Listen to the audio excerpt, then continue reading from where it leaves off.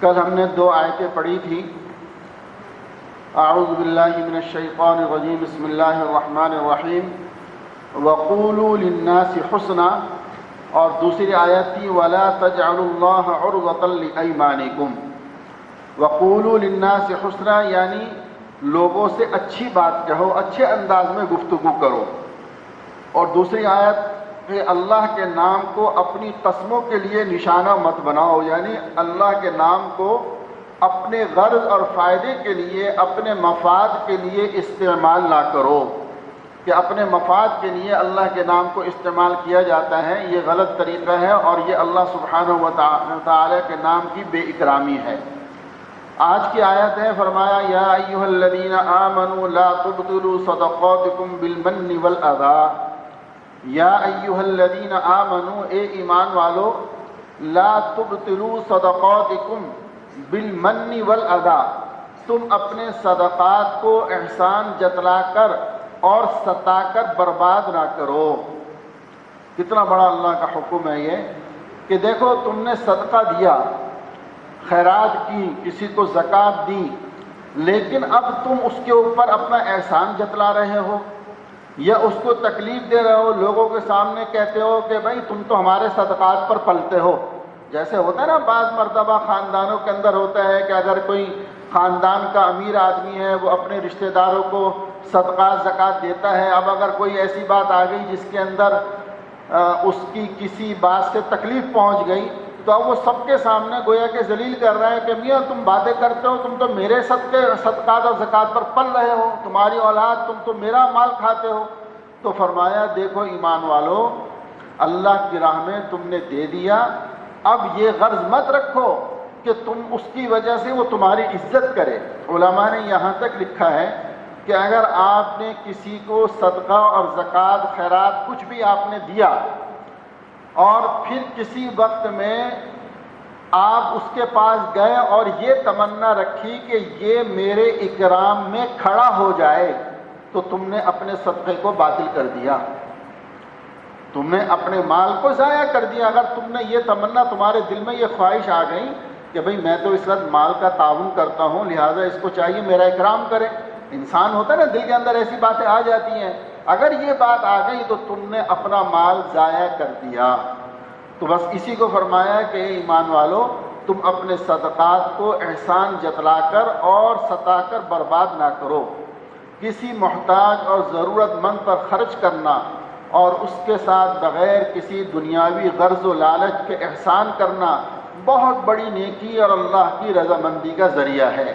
لیکن کسی کے ساتھ نیکی کر کے اس پر احسان جتلانا، اسے تکلیف دینا اور پریشان کرنا کسی طرح بھی صحیح نہیں، کیونکہ یہ قبیح حرکت نہ صرف یہ کہ نیکی اور احسان کا ثواب برباد کر دیتی ہے بلکہ اللہ کی ناراضگی کا بھی سبب بنتی ہے. دوسری آیت ہے یمحق اللہ الربا ویربی الصدقات. یمحق اللہ الربا ویربی الصدقات، اللہ سود کو مٹاتا ہے اور صدقات کو بڑھاتا ہے. کتنا واضح میرے رب کا یہ ارشاد ہے کہ اللہ سبحانہ و تعالیٰ سود کو مٹاتا ہے اور صدقات کو بڑھاتا ہے. سود کے معاملات میں جو آدمی پڑ جاتا ہے اصل مال بھی اس کا ضائع ہوتا ہے. میں اگر صرف اس موضوع پر آپ کو بیان کرنے بیٹھ جاؤں نا تو میں کئی گھنٹے آپ کو وہ واقعات سنا سکتا ہوں کہ میں قسم کھا کر یہ کہتا ہوں آج تک میں نے اپنی زندگی کے اندر کسی سود کے کام کرنے والے کو پنپتے ہوئے نہیں دیکھا، خوشحال نہیں دیکھا. نمبر 1، یا تو وہ ایسے امراض اور پریشانیوں کے اندر مبتلا ہوگا کہ الامان والحفیظ، اور یا پھر اس کا سارا مال ایسا ضائع ہوگا کہ وہ کوڑی کوڑی کو محتاج ہو جائے گا.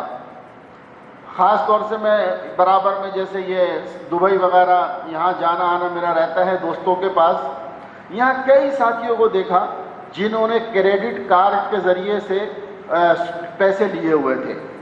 اب لالچ کیا ہوتا ہے، اب یہ بینک والے عجیب انسان کو گھیرتے ہیں کہ بس یہ 30 دن 28 دن کے اندر پیسے واپس کر دیں گے، آپ کو کوئی نفع نہیں دینا پڑے گا. آپ کو کوئی پریشانی نہیں ہے، 28 دن تک آپ پیسہ استعمال کریں پھر واپس کر دیں، آپ سے ہم کیا مانگ رہے ہیں، یعنی اس طرح ترغیب دیتے ہیں۔ اب کئی بیچارے ناواقف لوگ تھے، وہ اس میں پھنس گئے، آخر حال یہ ہوا کہ کوڑی کوڑی کو محتاج ہوئے اور اتنی ذلت کے ساتھ وہاں سے نکلنا ہوا، اور بعض تو بیچارے ایسے ہیں جو ابھی تک وہاں پھنسے ہوئے ہیں کہ ان کے لیے نکلنے کا راستہ ہی نہیں مل رہا۔ تو سود کے مال یہ ہمیشہ ختم ہوتا ہے، بڑھتا کبھی نہیں۔ اگر بظاہر تھوڑے عرصے کے لیے کسی کو نظر بھی آئے، لیکن نتیجہ اس کا یہی ہے جو میرے رب نے فرما دیا۔ اور جب اللہ رب العزت فرما رہے ہیں تو رب سے بڑھ کر اور کیا ہے کہ جب رب فرما رہے ہیں کہ یہ مال ختم ہونے والا ہے تو پھر وہ رہ نہیں سکتا۔ وَيُرْبِي الصَّدَقَاتِ، اور صدقات کو بڑھاتا ہے۔ صدقہ، سبحان اللہ، آدمی اللہ کی رضا کے لیے صدقہ دیتا ہے۔ حدیث پاک میں آتا ہے کہ اللہ، ایک آدمی ایک کھجور صدقہ کرتا ہے، قیامت کے دن وہ اپنے نامہ اعمال میں احد پہاڑ کے برابر صدقات کو دیکھے گا۔ وہ حیران ہوگا کہ یا اللہ، یہ صدقہ تو میں نے دیا ہی نہیں، یہ کہاں سے آ گیا؟ ارشاد ہوگا کہ تو نے جو وہ ایک کھجور صدقہ کی تھی، ہم نے اس کو اتنا بڑھایا تیرے اخلاص کی وجہ سے، تیری اس نیت کی وجہ سے جو تو نے رب کو راضی کرنے کے لیے کی تھی، کہ آج یہ اتنا بڑھ گیا کہ احد پہاڑ کے برابر سے بھی زیادہ اس کا وزن ہو گیا ہے۔ اور بلکہ یہاں تک میرا رب تو میرے دوستوں دینے والی ذات ہے، اور ایسی ذات ہے، فرمایا کہ ایک آدمی اپنے نامہ اعمال میں بعض صدقات کو دیکھے گا جو اس نے نہیں دیے، بڑا حیران ہوگا۔ جواب ملے گا کہ تو فلاں جگہ سے گزر رہا تھا، تو نے اس ضرورت کو دیکھتے ہوئے یہ نیت کی کہ کاش میرے پاس اتنا مال ہوتا کہ میں یہاں فلاں کی مدد کر دیتا، یا میں یہاں مسجد بنوا دیتا۔ سفر میں جا رہے تھے، کسی جگہ رکے، وہاں ضرورت محسوس ہو گئی، یار یہ مسجد ہونی چاہیے تھی، نیت ہو گئی کہ کاش اللہ میرے پاس ہوتا، میں اب بھول گیا یہ آدمی، لیکن اس کی نیت، اخلاص اور اس محبت کی وجہ سے اللہ سبحانہ و تعالیٰ اس کے نامہ اعمال میں لکھ دیں گے کہ اس نے یہ بنا دیا۔ اتنا میرا رب کریم ہے۔ تو فرمایا یمحق اللہ الربا ویربی الصدقات، کہ اللہ سود کو مٹاتا ہے اور صدقات کو بڑھاتا ہے۔ میرے دوستو، اس پر یاد آیا کہ رمضان کے اندر خاص طور سے اس بات کا اہتمام کرنا چاہیے کہ آدمی رات اور دن میں کچھ نہ کچھ صدقہ ضرور نکالے، چاہے 2 روپے ہوں، 10 روپے ہوں، 5 روپے ہوں۔ میرا رب آپ کی جو ہے وہ اس کو نہیں دیکھتا، یعنی کوانٹٹی کو وہ نہیں دیکھتا کہ تم کتنا نکال رہے ہو، وہ تو یہ دیکھتا ہے تمہارے اندر اخلاص کتنا ہے۔ اگر 2 روپے دیے، اخلاص کے ساتھ دیے، نہ معلوم اس کا کتنا اجر و ثواب ملے گا، لیکن رمضان میں روز کا یہ معمول بنائیں تو انشاءاللہ آپ کو اس کا ثواب خود پتہ چلے گا۔ اور آخری اشیاء کے لیے کچھ معمولات انشاءاللہ وہ پھر بعد میں عرض کروں گا، یہاں پھر بات طویل ہو جاتی ہے۔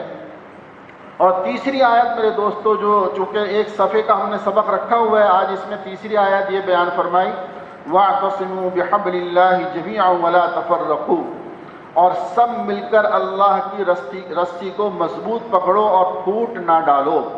وَاعْتَصِمُوا بِحَبْلِ اللَّهِ جَمِيعًا وَلَا تَفَرَّقُوا، اور سب مل کر اللہ کی رسی کو مضبوط پکڑو اور پھوٹ نہ ڈالو۔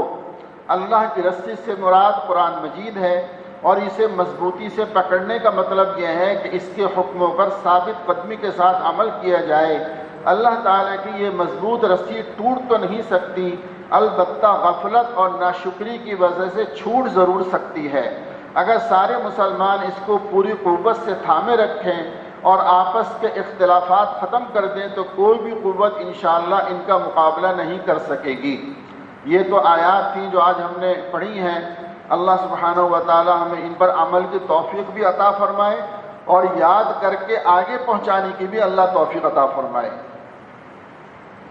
اب یہ حدیث کا سبق ہے، لا تصاحب الا مؤمنا ولا يأكل طعامك الا تقي، او كما قال علیہ الصلوۃ والسلام۔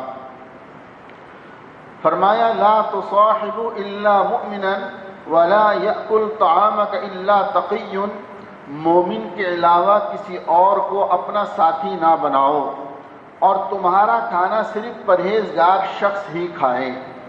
یہ اللہ کے رسول علیہ الصلوۃ والسلام نے گویا اس بات کی ترغیب دی ہے کہ اے ایمان والو دیکھو اچھی صحبت اختیار کرو، اچھی صحبت اختیار کرو، برے لوگوں سے دل مت لگاؤ۔ اگر برے لوگوں کے ساتھ دل لگاؤ گے، ان کے ساتھ بیٹھو گے، انہی جیسے ہو جاؤ گے۔ اس لیے اس بات کا خاص اہتمام کرو۔ اور دوسری بات یہ فرمائی کہ کوشش کرو کہ تمہارا کھانا نیک اور متقی لوگ کھائیں۔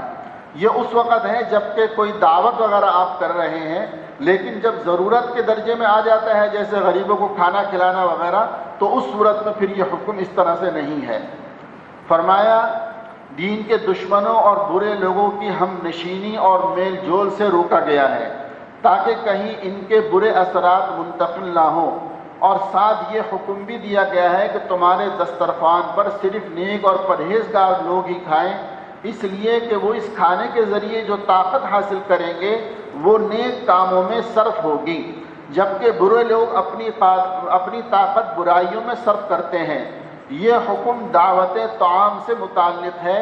ضرورت اور احتیاج کی صورت میں انسان اچھے برے سب کو کھلا سکتا ہے۔ مثلا جب آپ نے، ظاہری بات ہے انسان دعوت ایسے ہی لوگوں کی کرتا ہے جن کے ساتھ تعلق ہوتا ہے، تو چونکہ پہلی روایت میں یہ فرمایا نا پہلے حصے میں کہ برے لوگوں کے ساتھ میل جول نہ رکھو، اب جب آپ ان کو دعوت کریں گے، بلائیں گے تو میل جول بڑھے گا۔ تو یہ ایک راستہ روکا گیا ہے کہ اچھے لوگوں سے تعلقات بناؤ۔ باقی یہ نہیں ہے کہ جو برے لوگ ہیں ان سے سلام دعا بھی نہ رکھو، سلام دعا رکھنا اپنی جگہ ہے، لیکن دلی تعلق اور ایسی دوستی جس میں تمہیں ان کی برائیاں ملنے لگے اور تم خود بری چیزوں کے جو ہے خوگر بن جاؤ، اس چیز سے اثر روکا گیا ہے۔ اور باقی یہ ہے کہ جب ضرورت کے درجہ ہو تو آپ سب جگہ خرچ کر سکتے ہیں۔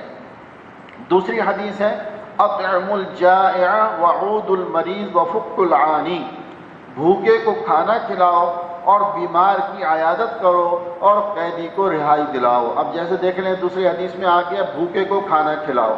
اب یہ نہیں ہے کہ بھوکا اگر جو ہے وہ بے نمازی ہے، بے دین ہے یا غیر مسلم ہو اور آپ کہیں نہیں جی میں تو جو ہے وہ حدیث میں ہے منع ہے، میں تو اس کو کھانا نہیں کھلاؤں گا، نہیں۔ اب دوسری روایت میں گویا واضح فرما دیا کہ بھوکا چاہے کوئی بھی ہو آپ اس کو کھانا کھلائیں، اس لیے کہ بہت بڑا اجر ہے۔ اور دوسری فرمائی مریض کی عیادت کرو۔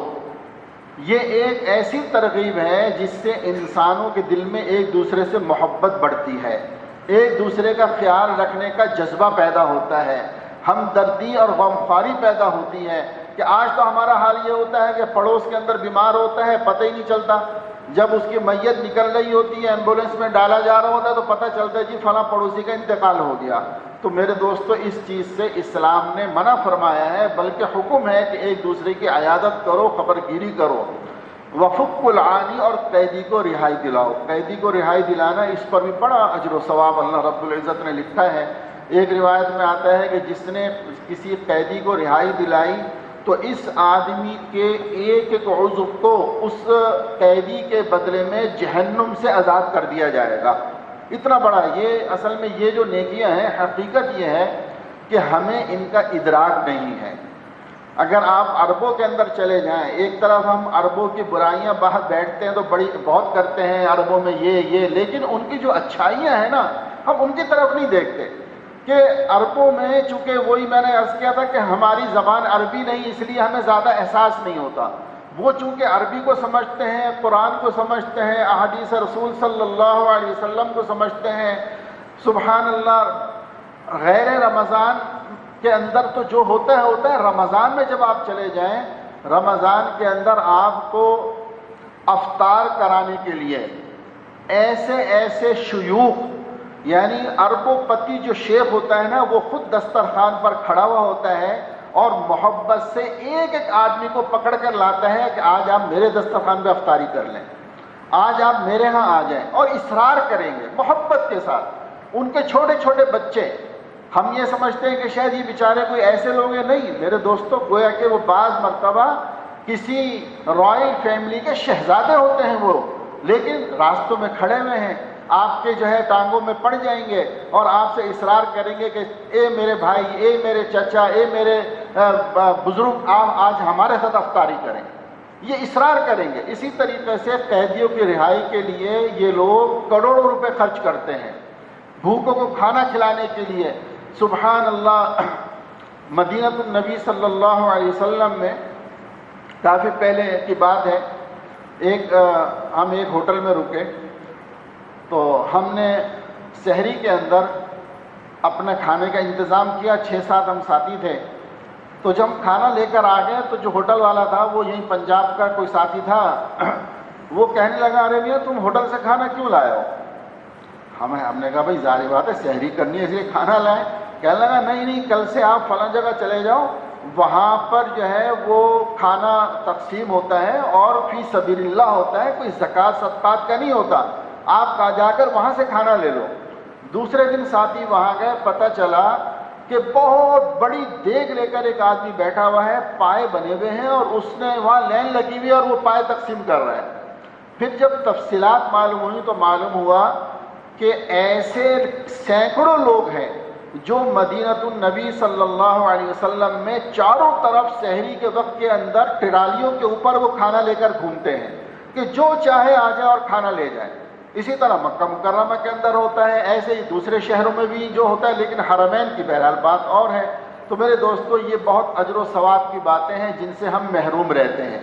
اس لیے میرے بھائی میں سب سے اپنی سے گزارش کروں گا کہ اس رمضان میں ایک عمل تو یہ ضرور کر لیں، اگر زیادہ نہ ہو کم سے کم روزانہ جن کو اللہ رب العزت نے اسباب عطا فرمائے، ایک روزے دار کو افطاری ضرور کرا دیں۔ ایک روزے دار کو، زیادہ نہیں، ایک روزے دار کی روز یہ اپنے ساتھ ترتیب بنا لیں کہ بھئی ایک روزے دار کو میں افطاری کراؤں گا۔ اگر آپ کے پاس انتظام نہیں، کہیں پیسے جمع کرا دیں جہاں افطاریاں کرائی جاتی ہیں۔ اسی طریقے سے اگر کھانا کھلانے کی ترتیب بن جائے تو یہ حدیث سن کر اس پر عمل کی نیت سے کھانا کھلانے کی ترتیب بنا لیں۔ بہرحال اللہ سبحانہ و تعالی عمل کی توفیق عطا فرمائے۔ اور آج کی دعا ہے اللہم بسمک اموت و احیا، سو کر اٹھنے کی دعا ہے، اللہم بسمک اموت و احیا۔ سب دہرا لیں ایک دفعہ میرے ساتھ، اللہم بسمک اموت و احیا، یہ دعا یاد کرنے کی ہے۔ اور دوسری دعا ہے، فرمایا کہ اگر نیند میں ڈر جائے اس وقت یہ دعا پڑھ سکتے ہیں، اعوذ بکلمات اللہ التامات من غضبہ وعقابہ وشر عبادہ ومن ہمزات الشیاطین وان یحضرون۔ کیا ہے؟ اعوذ بکلمات اللہ التامات من غضبہ وعقابہ وشر عبادہ ومن ہمزات الشیاطین وان یحضرون۔ یہ دعا دو دعائیں ہیں، اس میں سے کوشش کریں دونوں یاد ہو جائیں، اور اگر دونوں نہ ہو تو کم سے کم جو پہلی دعا ہے اللہم بسمک اموت و احیا، اس سے تو کوئی بھی محروم نہ رہے۔ یہ آج کا پرچہ بھی آپ کو انشاءاللہ باہر سے مل جائے گا، اور کل ہم دیکھیں گے کہ ان میں سے کس کو کتنی دعائیں یاد ہیں۔ تو انشاءاللہ کل گویا کہ ٹیسٹ ہوگا، کل ٹیسٹ ہوگا اس کا۔ اللہ سبحانہ و تعالی ہمیں عمل کی توفیق عطا فرمائے اور اللہ اس سلسلے کو قبول فرمائے۔ وما